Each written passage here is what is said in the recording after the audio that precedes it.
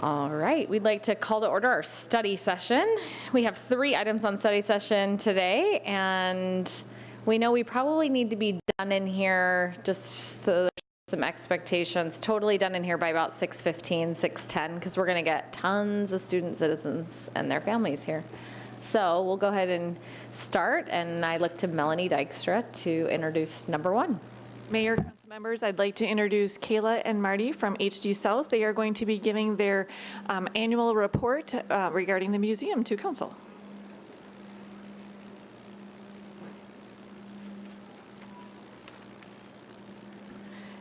Thank you. Good evening. Thanks for being here. You're welcome. Mayor Daniels and council members, my name is Marty Tomjanovich, and I am the elect chair for the Gilbert Historical Museum Board of Directors, and thank you for the opportunity to be here tonight to speak a few moments and highlight some of the accomplishments of our society this past year. Our goal continues to be growing our organization in our new intergenerational communities for all ages model with expanded programming with a financial sustainable budget. We continue to make great strides toward this goal. I need to put on my glasses now. A major highlight of the year was rebranding the organization with a new Doing Business as name. As we expanded our mission to include not just history, but all arts and culture, the Gilbert Historical Museum name just didn't fit anymore. While our parent organization will continue to be the Gilbert Historic Society Incorporated, and we will always be the home of the Gilbert Historical Museum, we announced our new DBA name on October 26th as HD South. Given that the location of our building is at the southern gateway of the Heritage District, I am pleased now to introduce Kayla Kohler, the president and CEO of HD South, to tell you more of the fun things that's going to be happening down the street. Thank you. Thank you, Marty. Mayor Daniels, Vice Mayor Peterson, and council members. Here are some of the highlights of the last year. We held our 6th annual A Night at the Museum signature fundraising gala last month, and once again, as most of you know, it was a magical night in Gilbert. You may remember that our first year we netted just over $20,000, and I'm very pleased to tell you that this year our net was over $75,000. That is a 375% increase from year 1 of the event. So please save March 2nd of 2019 for next year's event. Our public programs have continued to increase in depth and attendance. This year we held 52 classes with a total of 645 participants. Our programs have included history cafes and genealogy workshops, science cafes, STEM classes, art workshops, classes that focused on the countries of our 2 sister cities, bluegrass jam sessions, and weekly yoga and storytelling. Some of our most popular classes have been our art classes, and you can see here how to draw a cat. We've had how to draw different kinds of animals, and amazingly, those have been some of the most popular classes. In preparation for our rebrand announcement, we redid 3 of our exhibit rooms. We changed our occupations room into the farming room to celebrate our agricultural roots. We refurbished our town room that now includes not just public safety, but early town businesses. And we added community to our school room, which now tells the story of public, private, and charter schools in Gilbert, as well as the story of the dynamic growth of the community from 1980 forward. All of this remodeling included 11 Eagle Scout projects at one time, and that is definitely a new record for us. We have continued our collaboration with Art Intersection in Gallery 4. We were pleased to showcase the Bears Ears National Monument photographic exhibit by Dr. Stephen Strom, who is an astronomer who received his PhD from Harvard. This exhibit included a lecture where over 50 were in attendance, many from various Native American tribes, and a closing reception with poetry readings from Laura Tohe, who is a professor at ASU, and she was the Navajo Nation Poet Laureate for 2015 to 17. We also worked with Gilbert High School students on this exhibit, and they did a complimentary exhibit on a national monument in Arizona. Also in Gallery 4, we hosted an exhibit on the Dirty Dozen, Arizona's first motorcycle club. We hosted the 2 annual shows for the Gilbert Visual Arts League, and we currently have a national traveling exhibit called Through the Needle's Eye from the Embroiderers Guild of America that's sponsored by the Starlight Stitchers of Tempe. This is a national show that has never been to Arizona before. Gilbert is the only place in the western half of the United States where it is appearing, and it is attracting people from all over the world. It is not your grandmother's needlepoint, for sure. We will be making some upgrades to the gallery this summer and will open a new exhibit on the very important topic of water in September. In December, we partnered with Gilbert Can to hold the Festival of Trees at HD South, and we debuted a new Breakfast with Santa event that sold out in about a week. Of course, we continued with all of our usual activities, such as celebrating our 13th annual Art of Quilting show. We had our annual Memorial Day event, and we will have this year's event on May 28th at 9 a.m., so please mark your calendars. We hope that you can join us. And we hosted many visitors, school field trips, and scout groups, as we always do. And if all this is not enough, we have kicked off the silent phase of our Building Communities for All Ages capital campaign. Our goal is to raise $2 million to renovate and preserve the existing museum buildings, to construct a new 5,000 square foot ADA accessible building for expanded programs, exhibits, and rental space opportunities, and to renovate the courtyard for programs, events, and rental space. We have built in revenue generation into this plan to ensure future sustainability. Our campaign collateral material was in your packet, so you can see that we have a dynamic leadership team assembled, chaired by Dr. Adelaida Severson of Bush Techs, and our honorary chair, at least until July, is former Mayor John Lewis. This team came together in October, and I'm very pleased to tell you, in the first 6 months, we have cash and pledges totaling over $650,000. Once we hit the 70% mark, we will go public, and at that point, we will involve the entire community in the process, but we are well on our way. Every year, I wonder how we can keep doing more and more and more, but somehow we do. And one thing that has become very apparent to us, especially this year, is that we are finding much of our success through collaborations with other organizations. Many times there are others who don't have a physical structure to call home, they don't have a place to showcase their work or put on their programs, and how blessed are we to be able to partner with them to the benefit of all in the community. Expanding our mission and rebranding into an arts and culture center is definitely working. It was a banner year for the Gilbert Historical Society, and as always, we're very grateful for your support. And I'd be happy to answer any questions that you might have. Kayla, you guys have done so much and added so much over the years. Thank you for all of the things that you guys have brought to Gilbert. We're so proud and impressed, and we love Night at the Museum, too. It's really fun. Anybody want to? Councilmember Ray? Kayla talked about the capital campaign briefly, and we know it's not in the public phase yet, but if anyone would like to talk about it, I would love to sit down with you and talk about the capital campaign and the great things that are in process at the museum. It's an exciting time. Thank you. Just a comment, Mayor. Congratulations on the increase of what you're able to raise at that gala every year. Now, I've been to maybe 3 or 4 out of 5 or 6 of them, and every year it gets better and better. And congratulations for that. Thank you. Thank you. Thanks for the update. That moves us to, oh, Councilmember Anderson on the phone. Yes, I am.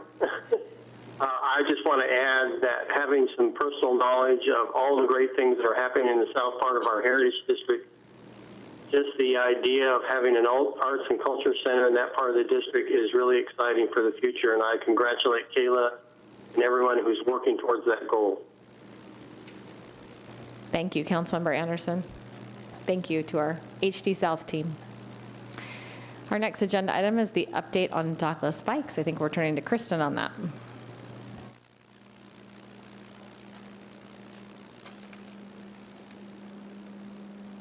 Just give me 1 second. What did I do?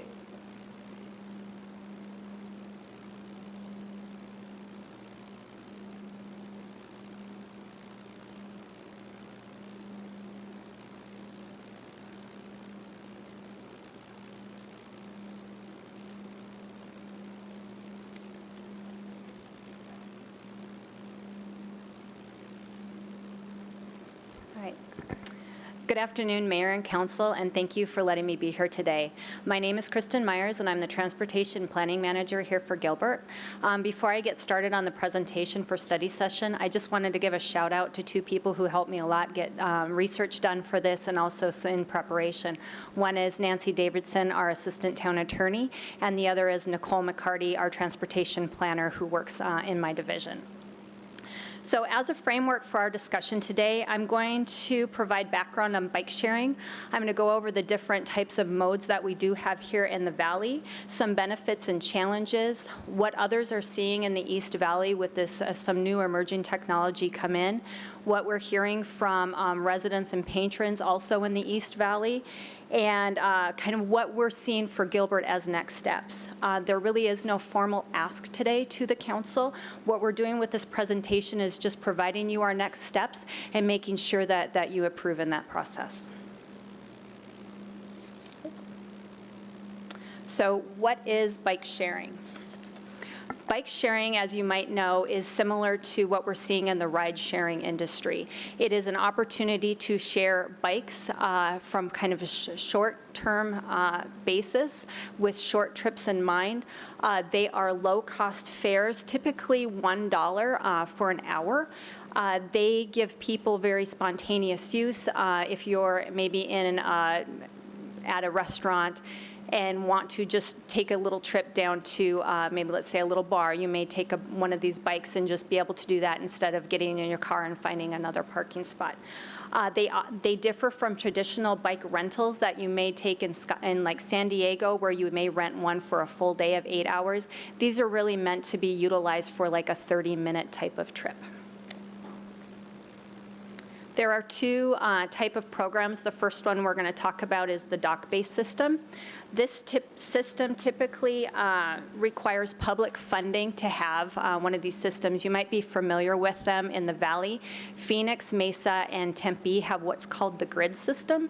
And the grid system has been very popular in downtown Phoenix, around the ASU campus, and then in several locations along the light rail in Mesa and all the way into Phoenix.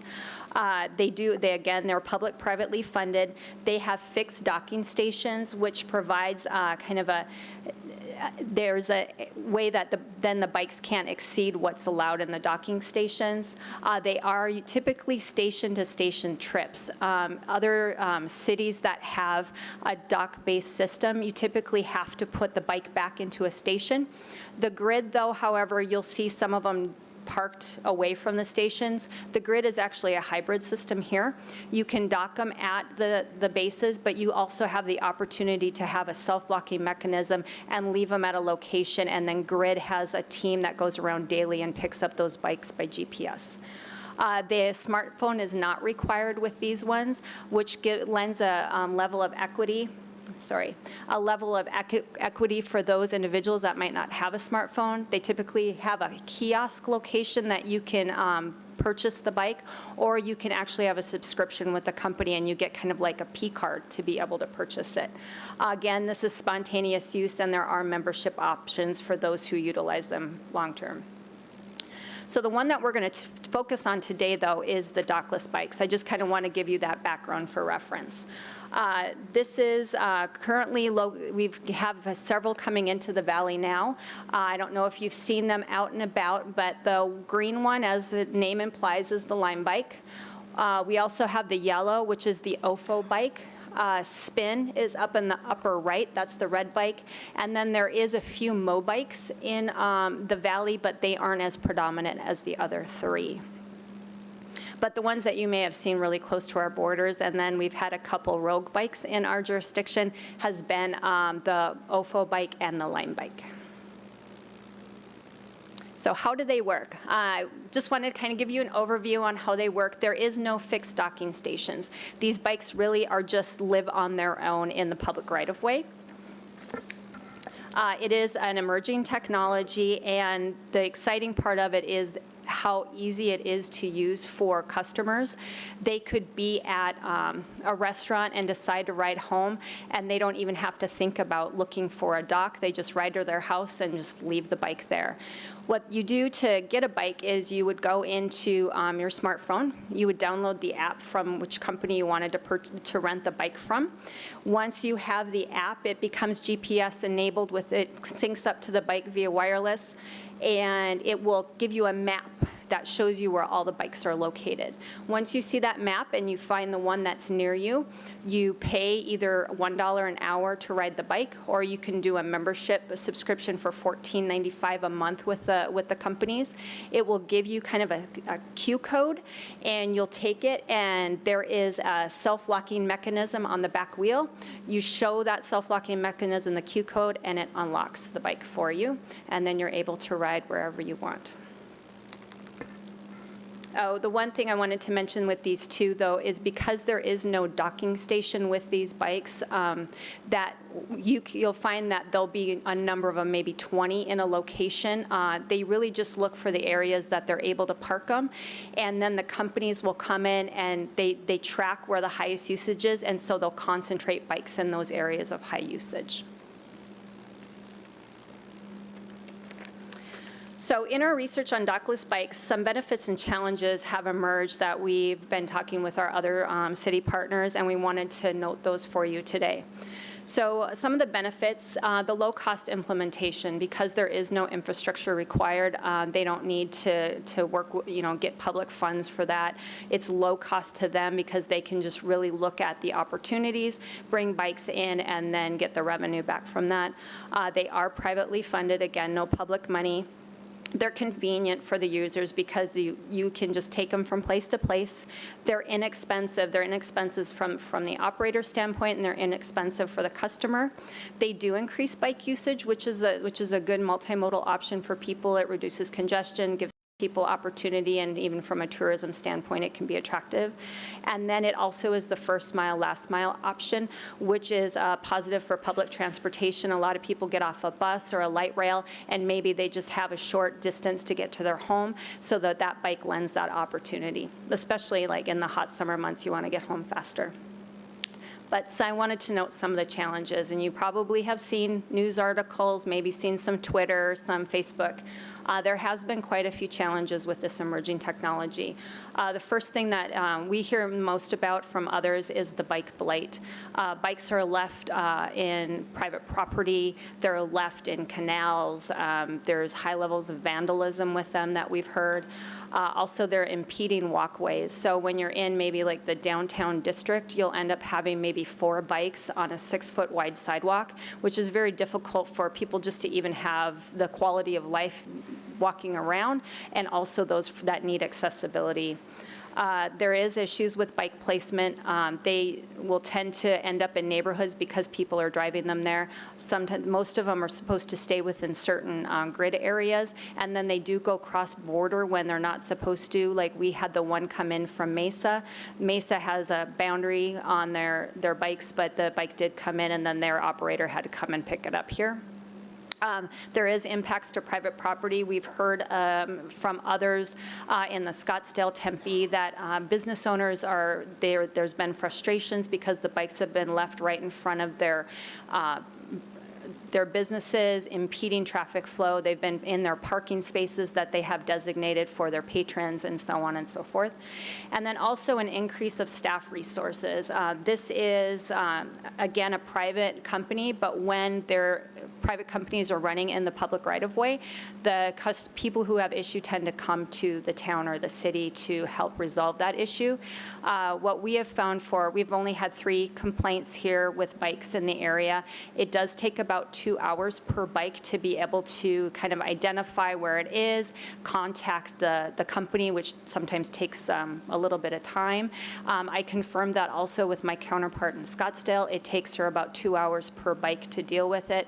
Yesterday I'm sorry. It takes about 20 minutes per bike. She had 6 complaints yesterday, so it was a total of 2 hours. And so it does take time to manage these. So I wanted to let you know what's happening in the East Valley so you're aware. So in Scottsdale currently, they have deployed Line Bike and OFO. In November, they actually came in, 3 companies got business license, but they were transactional only. It was Line Bike, OFO, and Spin. Spin still has a business license, but has since pulled out of their area. They have 4,000 bikes that have been deployed to date, mostly concentrated in the Old Town Scottsdale and then the Skysong area. Because they don't have an ordinance that prohibits the bikes really are able to work within the right-of-way. Right now, because of the concerns that they've gotten from their residents and business owners, they're working on a bike parking ordinance to help at least manage where the bikes can be located in their city. Tempe, OFO, Spin Bike, and Lime Bike came in, and they don't have a total idea of how many number of bikes there are because they are basically just working within the right-of-way without a license. But they assume that there's upwards of 1,000 right now because Lime Bike came in and put 600 in, they think, but then they know the others added a couple hundred more. Right now, they're actually at their council tonight. They drafted a license agreement that really puts a solid framework on the bikes and the operators so that they have some way of managing how many are located in certain areas and then what can be done if there is bad actors in the area. The third is Mesa. I actually talked with Mesa yesterday, and they do not know how many bikes they have there. They do know that they have Lime Bike and OFO. They do have a higher level of Lime Bike than they do have OFO. They're unsure of their next steps. They're really researching this also because it really is so new to the valley. They're observing Tempe as a model to see how this license agreement works before actually implementing something in their jurisdiction. So Wetterson, I know I've mentioned some of these before, but what I read through a lot of the comments that's been coming into the other cities, and what's being said in the East Valley is a lot of these bikes are blocking sidewalks. They're unsightly. It's an aesthetic for people seeing the lime green and the yellow in certain locations. It was an interesting read, and I thought about it a little bit more. People were really having a hard time when they were going into locations and wanting to take photos, selfies, things like that, and the bikes are in the locations where they want to take the photos or they're in their photo. And to be able to move the bikes, they're actually pretty heavy to get them out of the way, and I thought that was an interesting comment and one I wouldn't have thought of, but yes, I could see them being in areas I'd want to take a photo. Too many bikes, they're saying. They need regulations so that there's opportunities to have like bike parking locations and all of that. But there also is support for this bike option. Again, it is a spontaneous use. We are becoming more of a multimodal region, and it really meets the model of technology that people are used to. So with all of the discussions that we've had with other cities, it really made us start to think, well, what does Gilbert do if when the bikes come into town? Right now, we don't have them here, but what if? So we started researching our municipal code to see what options staff would have, that if we had a rogue bike and it was a safety issue, let's say in the Heritage District, what could we do if the companies weren't going to be responsive? So we first looked at our bike municipal code, and what we found is there's really not a good definition. Well, the definition is evolving of what a bike is, and that's something that we realize we need to update. Another item, the last bullet point, which is section 141 through 148, is it talks about motorized bikes and scooters, and that made us realize technology is moving so fast with this. We need to make sure that we have everything captured appropriately as this definition. We learned last week that Uber actually just purchased an electric bike company that's a bike share, and they're deploying heavily in Sacramento, going to San Francisco, and I'm sure they will be moving eastward in the near future. We also read an article that San Francisco is actually having a lot of problems with electric scooters, and as of yesterday, they gave a cease and desist to 3 of the companies that had the electric scooter sharing. So in order for us, we usually give our companies about 24 hours to pick up, and they've been good to us so far. But should they not, we wanted to see what is in our impoundment code that could really give us staff to be able to just jump in our truck and go pick it up and put it somewhere until they come and get it. Well, what we found is under Chapter 62 as a violation, it's really a civil citation only. It doesn't give us a mechanism for removal. Also, under the impound or abandoned, it doesn't provide a mechanism for us to remove unsafe or illegal parked bikes or scooters.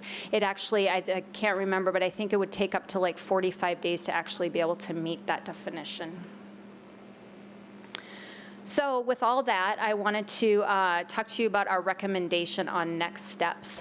What we're right now working towards is to amend Chapter 62 on those two items, the impoundment and the definition of bicycles. We want to also specify in that the dockless systems are not yet allowed in the town, so that nothing is implied. And then we want to have a simpler method for us to impound and provide the right to assess fines to dockless system operators if things get out of control. So in conclusion, our next steps is to bring that amendment to you at the June 7th council meeting. And then in addition to that, staff is going to continue to be working through with the system. We're going to continue to coordinate with the companies on Rogue Bikes and continue to build those relationships with them so that we can stay in the know on what's happening in the region, but also be able to get their support when we do have concerns or safety issues. We're going to continue our discussions with peer cities. I think we're all learning so much in this process. Everyone from Florida all over to California is really talking a lot on this, and we're really all working together. But it's moving so fast that we were looking at ordinances that had been in place back in December from the East Coast, and they're already amending most of them because they didn't meet actually what was going to happen on the ground. We also want to get input from stakeholders. We want to talk to the chamber. We want to get input from these dockless companies. We also want to talk to internal staff on what other groups like Code or PD, what type of strain this would have on them. We also want to hear from the residents, which I need to add a plug. We have our bike survey online right now, so feel free to go in and check it out, but we're getting really heavy response today, and it just got launched. We also want to develop best practices for the right balance of regulation should we need to come forward to you with that. And then we wanted to provide you with an update in the fall of 2012. We know that this is constantly in the media. We want to let you know that we as staff are following this and trying to be proactive in our approach. So that concludes my presentation. Thank you, Kristen. I like the term rogue bikes. That really got me. All right. Anybody have any questions? Councilmember Peterson. I just want to make a comment.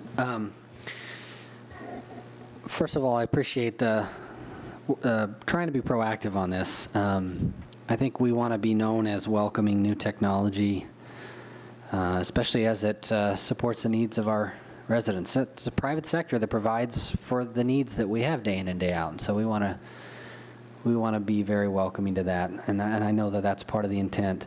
But I also want to proceed with caution that whatever we do is strictly limited to making sure we can maintain our rights of way so that they serve their purpose. That's got to be done. We have to have regulations for that.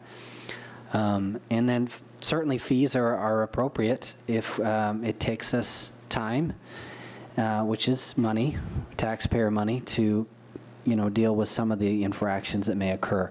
But I don't really want to take it any further than that. I don't want to make a profit on it. I just want to recover the costs associated with making sure we can maintain our right-of-way in light of these operations. So I know that we have a lot of talking yet, but I just kind of want to give my general sense of the direction that I'm hoping we'll go before we head down that path. Thank you. Mayor, thanks. So, yeah, when you mess with the bikes are starting to photobomb now, so They are. we got trouble in River City. Hey, thanks for the presentation. It's been interesting. My office is in downtown Mesa, and seeing what's going on there. Certainly see these and come and go. It's kind of interesting, the migratory patterns that we're seeing. Yeah, I'm glad you mentioned that because I thought it was funny on the day that we found the first bike was, I think, February 15th, which is the first day of the bird migration. So I thought that was interesting. It's interesting. Now, talk to me about tax. Are these taxed? Does Gilbert get any tax revenue, or because it goes through an app, it's internet taxed, or I does that can't work? speak to that, but because right now they are not a true business in Gilbert, so at this point in time, I assume that that would be a no. Okay, I'd love to learn a little bit about that.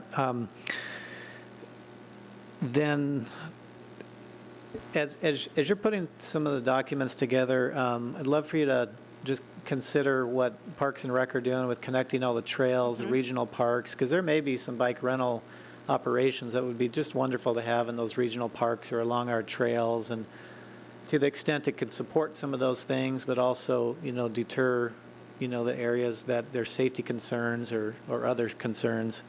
I guess I just thought, Great comment. if you could just keep that in mind, Yep. love to see some of that, as you work on that. But thank you for the presentation, You're Kristen. welcome. Vice Mayor? Mayor, thank you. Kristen and I have been talking about this for several months now because I sit on Valley Metro RPTA. They find my name and email address and start emailing me, all these companies do. And the first time I noticed it, and I think I called you right away, was when I drove up to Scottsdale for an event and I saw the green bikes everywhere, just dumped on sidewalks. Not neatly placed and left, just dumped laying on sidewalks. And it's very noticeable when it's not something that you have in your town, and they stick out like a sore thumb. So I appreciate all of the research, and I know that Nikki did a video with Patrick about bikes and the bike plan. Can you touch on that, and will that connect to this in any way, just like Councilmember Taylor just asked? Yeah, so we're really excited about this initiative. This has been something, I think, long time coming. So our division has been working kind of on what a bike plan update would be. Our last bike plan was done in 2005, and as Nikki mentioned with Patrick, we've changed, and we've grown, and we need to start digging in a little bit deep. The one thing with this plan is we've never really had a baseline of the use of biking in the town of Gilbert. And so what we did is we put out bike counters at 22 different locations to really see what's going on. Right now, those are being counted with all of our biking, but it's been really exciting, hundreds at different locations. And so we're trying to get a sense of where people are riding. We're also doing the survey right now to see what people are hoping for, and we're also looking at our bike infrastructure. So we've now laid out all the bike lanes that we have in Gilbert on GIS. So we're looking for those gap locations. Where can we really look at long-term, opportunities to enhance maybe bikeways, bike routes, some low-stress locations through collectors to get individuals off the arterial network and onto maybe the trail system, look at opportunities to connect major destinations, the canal system, really starting to enhance that. So right now we're really we're looking at what do we have, and then we'll be presenting with opportunities in the plan, kind of recommendations. Maybe here's where a high crash location has been. We've got PD working with us, and they just provided us crash data. And then what can we do? What are some tools in our toolbox that we can do to enhance those, make them safer? But then what are some of the other things that we can do just to make it more of a community livability type of item? So that's what we're doing right now. We hope to have everything ready to start to provide those recommendations to management and so forth by the end of this fiscal year. I've got Nikki working pretty hard. Thank you. Seeing no additional questions, thanks for the update, and carry on. Thank you. All right, the moment we've all been waiting for, not that we weren't excited about rogue bikes, Kristen, but we're going to talk about budget now. Kelly Fost. It's like Christmas, isn't it, Mayor? It's my favorite time of year. One day I'll get other people who feel like it's Christmas as well. All right, we have preliminary budget tonight that we can talk about. As you know, Gilbert really is best in class, and we're seeing that through a lot of different accolades and recognitions that we are the second safest city, 12th best place to live, most prosperous city, best school districts, best places to live, work, and play. And that comes because of the fiscal sustainability and the great town and the effort that we put into really being best in class. One of the things that we do in budget that's best in class is working with our zero base so that we make sure that we're only funding what's needed to provide the levels of service that council has authorized and that we are planning need to provide for our citizens. In preparation for the fiscal 19 budget, we were able to take almost $3 million out of the budget. That's the ongoing operational budgets across all of the funds as a result of our zero-based efforts and right-sizing those department budgets for what's needed. When we look at all of the budget packages that were requested for fiscal 19, there was about $24 million worth of need that was outlined by the departments. Because of fiscal constraints, it was a very, very tight year on what was available in funding. Only about 12 million of that is recommended within the fiscal 19 budget, so less than half of what departments had outlined as being a need.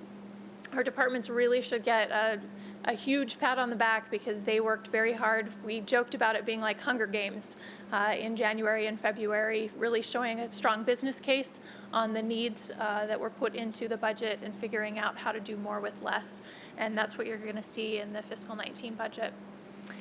If we look at the recommended amounts by funds, you can see that general fund represents about $7 million of the additional funding, and then there's the 12 million across.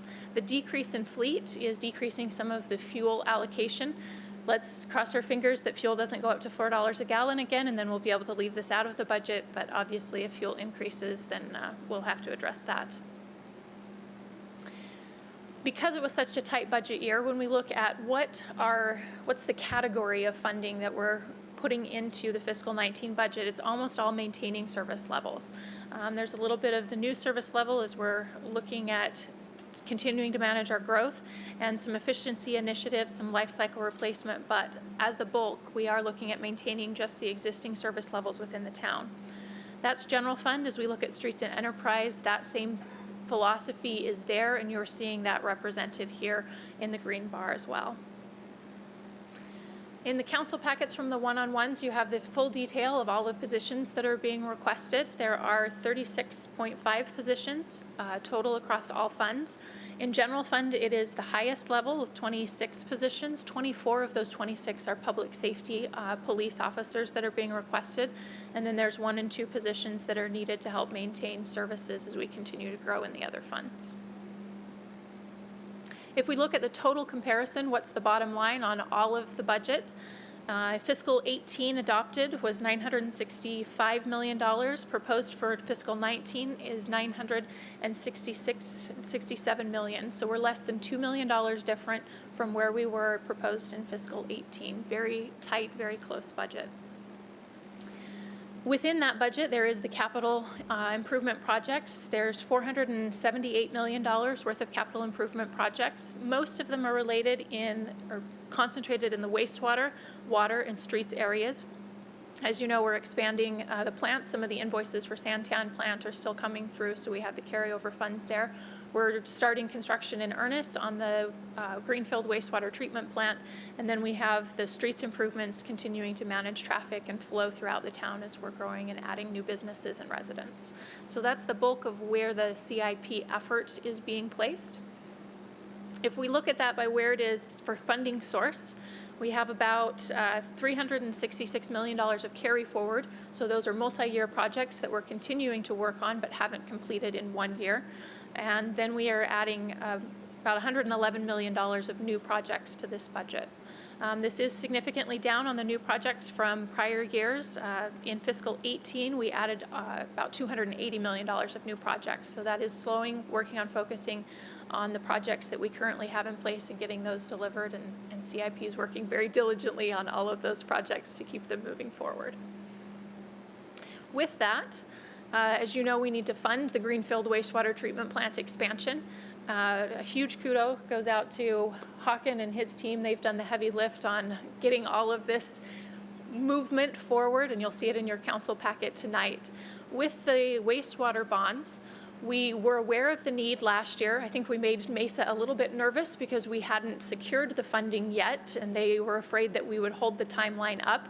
We haven't held the timeline up, but we wanted to wait until we knew exactly how much money we needed. So we waited that extra year so we could get the GMP information. We could really look at the structure of the bonds and how that would work in.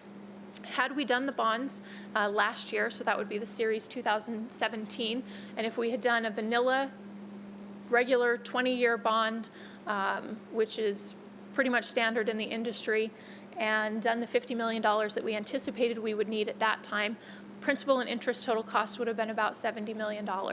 Instead, we waited that extra year, really looked at structuring the bonds for what we need, figuring out how to leverage it in the best way possible. We decreased it, so instead of 20 years, we're looking at 13 years. And so an average life of 7 years. We got the costs down. Huge thanks to Gene Jensen and Mary Van Zant, who have been working very hard advocating on the town's behalf to get those allocations really right. And so the total principal and interest would be $50 million. So there's a $20 million savings to the taxpayers by waiting and structuring this bond just in time for when we need the money to come in. So that's been a great win. As you know, we're also looking at the enterprise rates. We've recognized that after almost 10 years, costs and revenues are not aligning as they used to, and we need to do something about that. So we are looking at doing some adjustments or proposing some adjustments to the water, wastewater, environmental services funds, where we would ask for council action on May 3rd and then do public outreach for 3 months, looking in the August and September time period to do some public hearings and adoption. With the property tax levy, we are proposing $23.25 million. This would allow us to cover all of the debt service needed for next year. It would also allow us to pay down some additional principal, and it would save the taxpayers about $150,000 in interest by paying that early. It would keep the tax rate the same at $1.03 for the upcoming fiscal year, so the taxpayers would see very little difference there.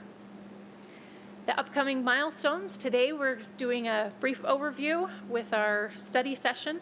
May 3rd is scheduled to be our preliminary budget adoption, property tax and CIP, and then final adoption on June 7th. With that, are there any questions? Can you go back to the recommendations slide? I was one of like the fourth slide in.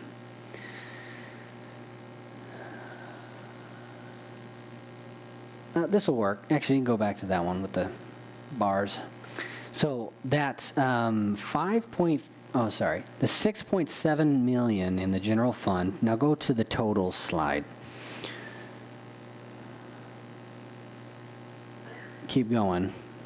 That's 6.7, so keep going. The total general fund budget slide. Total general fund. What does that 6.7 million, for example, how does it relate to the $199 million number? When you say 6 million, it's not the difference between the 2 years. What is that number? What does that represent? You're very correct. So this is showing the difference between fiscal 18 and 19. There were some one-time monies in fiscal 18 that would be part of this. So when you take those out and then you add in the 6.7 million, there is a net growth of 3.8 million in the general fund. So, but am I to understand the 6 million is we started at like 12 as far as requested, whittled that down to 6. So when we say zero base, that's the only part of it we've done with it. We haven't started from ground zero on the general fund. We're starting somewhere around 6 million above 199 million. Is that right? So we'd be more like, 193 million is our base, and then we're building from there? We do a third of the organization every year, so there are a third of the departments that do start their budget at zero. We look at the historical spending on what they need to provide the services and put that into their budget, and then work with the departments to agree on what their new base would be. So this, for general fund, does include almost $600,000 of money that was taken out of those department budgets, general fund alone, because of the zero-based efforts. And I appreciate that, but that's not, when we say a third of the departments, it's a lot, how do I put this? If I divide by 3, I'm still not anywhere close to this number we're talking about. So, and we've talked about this. When it comes to the personnel number, which is our biggest number, we're not building that one from zero, correct? Not in the way that you're mentioning, no. It's good to learn more about what we mean when we use these terms. I just wanted to be clear. I do have some concerns. I've already expressed them to you about that methodology. I still think we're we're kind of letting our past history tell us where we should go rather than setting that new course each year. So anyway, I appreciate that, and obviously I have concerns with the overall spending. I still am trying to figure out what our total ongoing for the general fund is, and I didn't see that in the slides. Did I miss that? No, it is Okay. not in here, and we're working on getting that to you All right. before prelim. Thank you. That's my favorite number, as you know. Kelly, you know, the one slide I always love that sometimes you don't show is the actual spend. And I know that these adopted and proposed are not actual spends, and I'm anticipating when we get closer to that June 30th number, that adopted of 195 million is probably going to be a little bit lower. Would that be a great number to say? Yes. And then, you know, again, is back to, I know Councilmember Peterson trying to look at these numbers. I mean, really, it's the spend. And when we spend, I mean, we should be measured on what we spend from year to year to year instead of looking at the adopted. I know the adopted is important, but it's really the spend. So again, if we could add actual spend numbers and maybe projected spend, that would be a benefit. Thank you. We will work on that for our prelim discussion. Any other questions from council?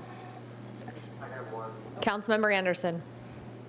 Kelly, I want to ask you the same question that I asked in our one-on-one, just pretty basic. What is it that you worry about going into the future as far as budgeting goes? A good question. Hopefully I give you the same answer. What I worry most about is the long-term sustainability, and so making sure that the utility rates move forward and we balance those funds either by getting the revenues matched up or by consciously changing what service level we want, but making sure that those are balanced so we can continue to provide those services to the residents is what I'm most worried about for fiscal 19. Thank you. Thank you, Scott. We all have had a chance to look at these numbers on an individual basis, and I just want to compliment the entire organization for your work.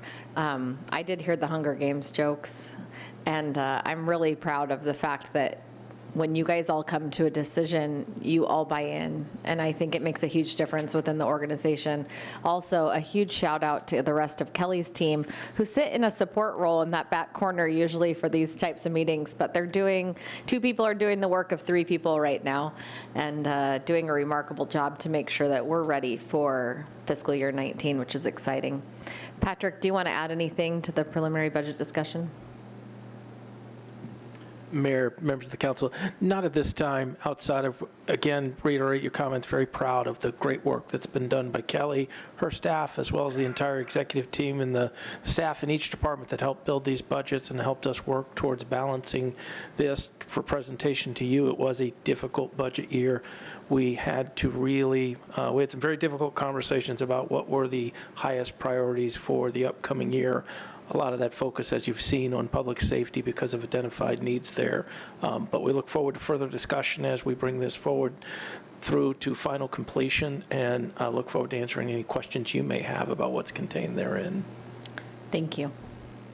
All right, seeing no further questions, Kelly, you're off the hook for the next 50 minutes or so. And I think that concludes the rest of our study session. We will reconvene at 6:30 to start our Student Citizen of the Month program, and with the business of the council starting at 7. Thank you.